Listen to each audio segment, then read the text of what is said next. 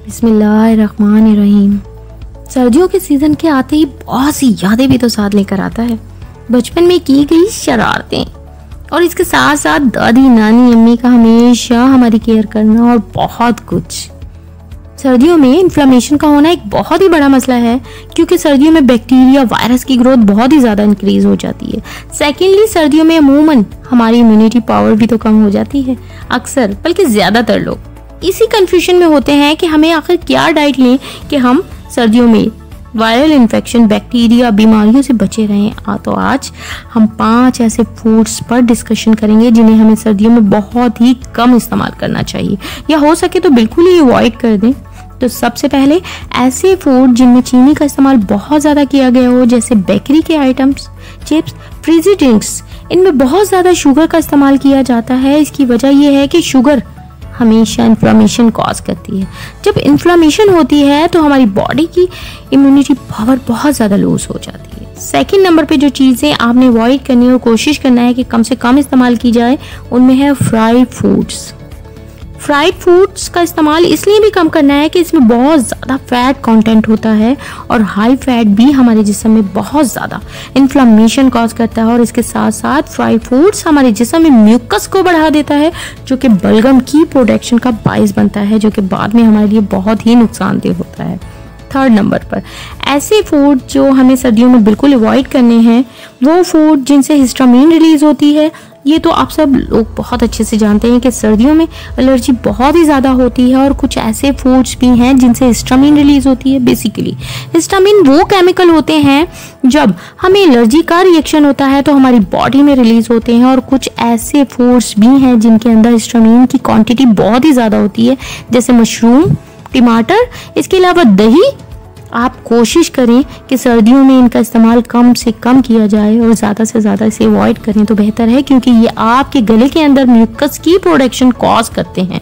ख़ास तौर पर वो लोग जिनको कंजेशन का मसला हो, जिनकी नाक बंद रहती हो, वो लोग तो हरगिज़ इसका इस्तेमाल ना करें।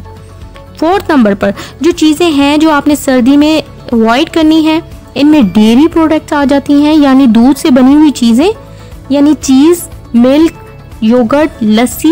ये चीज़ें आप इस्तेमाल ना करें, बल्कि एहतियात करें तो ज़्यादा बेहतर है, क्योंकि डेयरी प्रोडक्ट आपके म्यूकस को बहुत ज़्यादा थिक कर देता है, यानी बलगम बहुत ज़्यादा थिक हो जाता है। सर्दियों में वैसे ही बहुत ज़्यादा ड्राइनेस होती है, अगर बलगम मज़ीद थिक हो जाए तो फिर ब्रीथिंग में बहुत ही ज़्यादा प्रॉब्लम्स आ सकती हैं, और चेस्ट कंजेशन हो सकता है, कफ होने के चांसेस बहुत ज़्यादा होते हैं, फ्लू की कंडीशन भी देखने में आती है। तो कोशिश करें डेयरी प्रोडक्ट को आप कम से कम इस्तेमाल करें, और हो सके तो अवॉइड ही कर दें तो बेहतर होगा।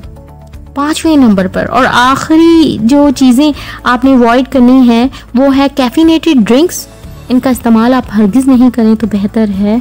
कैफिनेटेड ड्रिंक्स में जैसे आपने बहुत ज़्यादा चाय का इस्तेमाल हरगिज़ नहीं करना है। कॉफ़ी तो बहुत ही ज़्यादा शौक से सर्दियों में ली जाती है, इस्तेमाल की जाती है, और इसका इस्तेमाल को भी आपने अवॉइड करना है तो बेहतर रहेगा।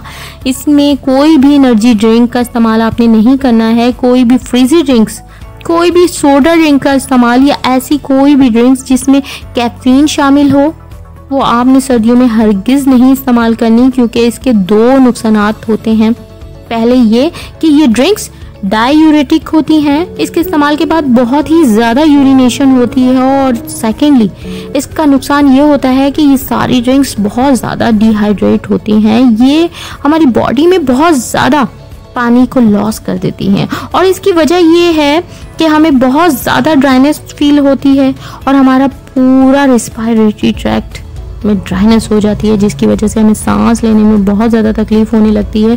तो कोशिश करें कि हमें ये कैफिनेटेड ड्रिंक्स का इस्तेमाल कम से कम करें, ज़्यादा से ज़्यादा बेहतर है कि अवॉइड ही कर दें तो हमारे लिए बहुत बेहतर रहता है।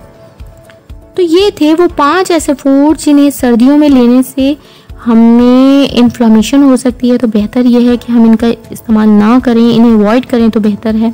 वीडियो अगर पसंद आई है तो लाइक, शेयर, सब्सक्राइब करना बिल्कुल भी ना भूलिएगा। जज़ाकल्लाह।